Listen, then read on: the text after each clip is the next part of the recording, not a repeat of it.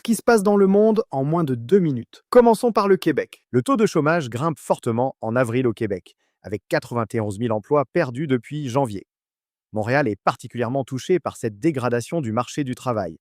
Pour vous, ça veut dire une année difficile avec moins d'opportunités d'emploi et une compétition accrue pour chaque poste disponible. Maintenant, regardons le reste du Canada. Christine Fréchette propose des salles d'attente virtuelles pour désengorger les urgences. Les patients pourraient attendre chez eux et recevoir une notification quand c'est leur tour.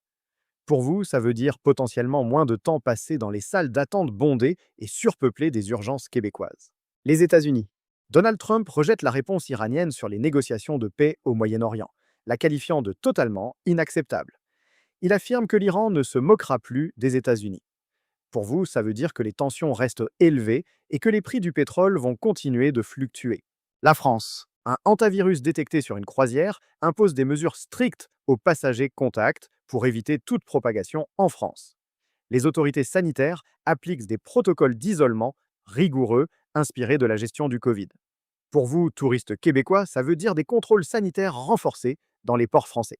Un peu plus loin dans le monde, Vladimir Poutine affirme que l'armée russe affronte des forces agressives soutenues par l'OTAN en Ukraine. Il accuse Kiev de violer la trêve négociée par les États-Unis. Pour vous, ça veut dire que le conflit reste instable malgré les efforts diplomatiques et que les tensions avec l'Occident s'intensifient encore. Et voilà, c'était les nouvelles du jour. On se retrouve demain pour ne rien manquer.